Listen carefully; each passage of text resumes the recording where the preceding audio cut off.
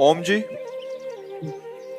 राधे राधे महाराज जी। महाराज जी, अगर हम कभी ऐसी परिस्थिति में फंस जाएं कि कभी गुरु और संत की आज्ञा हो, तो उस वक्त घर के बड़ों का कहना माने या गुरु का कहना माने, कृपया समाधान करें।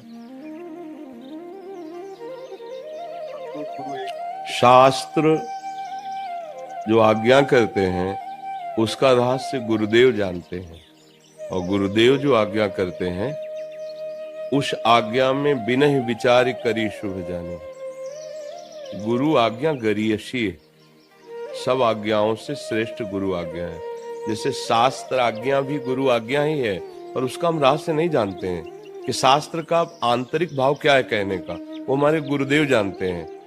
जैसे शास्त्र है तो मेडिकल स्टोर है, और गुरु है तो सदवैद्य है, हम हैं मरीज।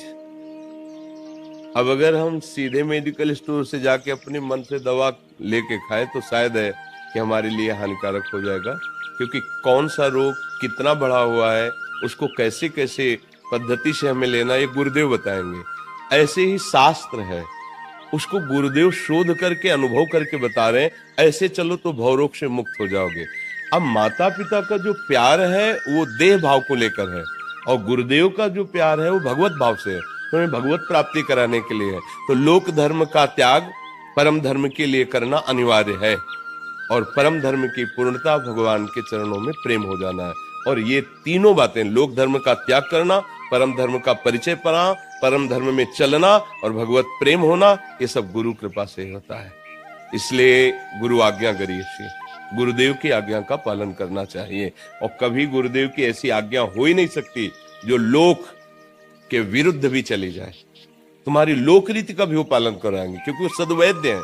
ऐसा नहीं कह सकते कि आप में अधिकार नहीं है और आपको वैरागी बना दें, आप में अधिकार नहीं है वो आपको गुफाओं में भेज दें, ऐसा नहीं हो सकता। वो देखते हैं उसकी योग्यता के अनुसार। आज तक कभी भी किसी भी सत्संग में ऐसा नहीं कहा गया होगा प्रवृत्ति मार्ग वाले को कि अपने माता पिता का अपमान कर दो, या जो भी संबंध है उनका, ऐसा नहीं कहा गया। उनमें भगवत भाव करो, अपने माता पिता को भगवान मानकर उनकी सेवा करो।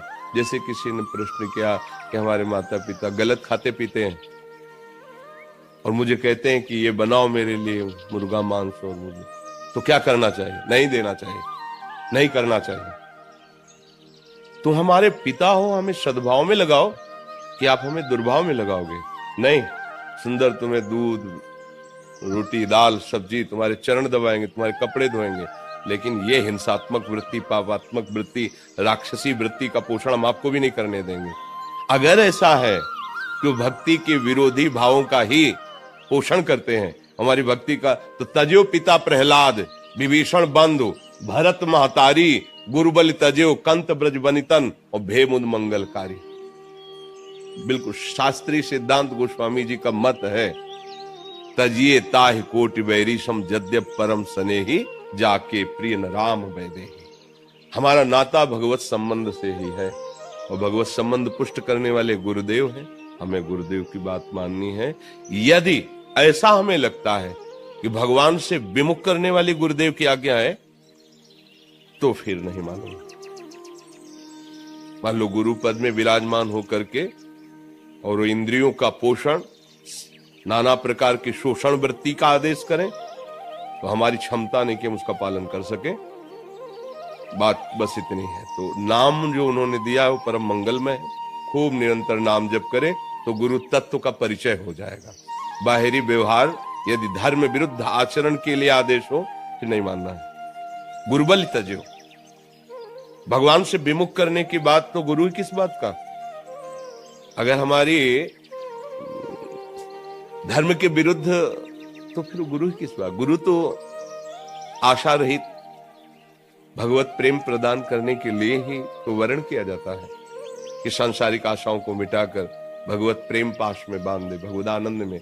अगर कोई इस शास्त्र आज्ञा का दुरुपयोग करता है गुरु बन करके, भाई गुरु की आज्ञा माननी चाहिए, गुरु आज्ञा गरिशी, और मनमानी आचरण, तो फिर सो गुरु घोर नरक मा पड़े। ऐसा दोनों को सावधान रहने की जरूरत है। पर आज्ञा शब्द का पालन करने के लिए समस्त गुरुओं की आज्ञा शास्त्रों में लिखी हुई है। शास्त्र क्या कहता है ये गुरु जी जानते हैं। वो जो हमें बोल रहे हैं वो हमें अक्षरशः बिना ही विचारी करी शुभ जानी, और जो नाम दिया है वो तो अमृत है, उसका नाम जप करे तो गुरु तत्व प्रसन्न हो जाएगा। समझ रहे ना, गुरु तत्व प्रसन्न हो।